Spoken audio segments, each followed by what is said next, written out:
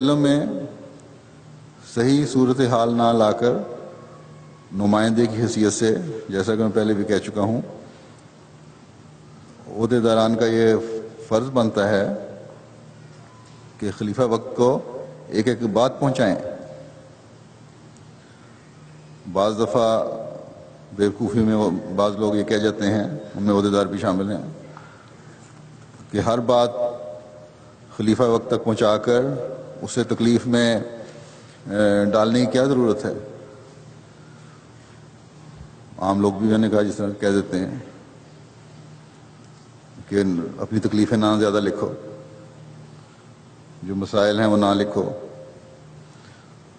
وہ کہتے یہ ہیں کہ پہلے تھوڑے معاملات ہیں، پہلی تھوڑے پریشانیاں ہیں، جماعتی مسائل ہیں جو ان کے اور پریشان کیا جائے۔ تو یاد رکھیں، میرے نزدیک یہ سب شیطانی خیال ہیں، غلط خیال ہیں۔ اللہ تعالیٰ کا براہ راست حکم خلیفہ کے لیے ہے، اور کیونکہ کام کے پھیل جانے کی وجہ سے کام بہت وسیع ہو گئے ہیں، پھیل گئے ہیں، خلیفہ وقت نے اپنے نمائندے مقرر کر دیے ہیں تاکہ کام میں سہولت رہے،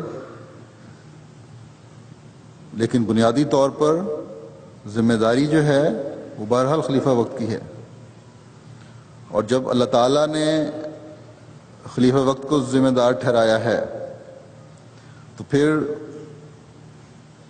اس کی مدد کے لیے وہ تیار رہتا ہے، کیونکہ خلیفہ بنایا بھی اس نے ہے۔ تو یہ تو نہیں ہو سکتا کہ اللہ تعالیٰ خلیفہ بنائے بھی خود، ذمہ داری بھی اس پر ڈالے، اور پھر اپنی مدد اور نصرت کا ہاتھ بھی اس پر نہ رکھے۔ اس لیے یہ تصور ہی غلط ہے کہ خلیفہ وقت کو تکلیف نہ دو۔ خلیفہ کو جو برداشت ہے اور تکلیف دہ باتیں سننے کا جس قدر حوصلہ اللہ تعالیٰ نے دیا ہوتا ہے، یا خلافت کے انعام کے بعد جس طرح اس کو بڑھاتا جاتا ہے، کسی اور کو نہیں دیتا۔ اس لیے یہ ساری ذمہ داری اللہ تعالیٰ نے اپنے فضل سے اس سے ادا کروانی ہوتی ہے، بہرحال وہ حوصلہ بڑھا دیتا ہے۔ اس لیے یہ تصور غلط ہے کہ تکلیف نہ دو، کوئی تکلیف نہیں ہوتی، اور تکلیف پہنچانا اس حد تک جائز ہے اور فرض ہے بلکہ ہر ایک کا۔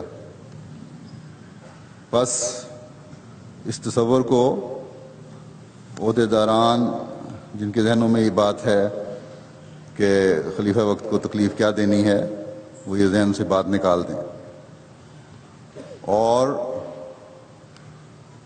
مجھے بھی گناہ گار ہونے سے بچائیں اور خود بھی گناہ گار ہونے سے بچیں۔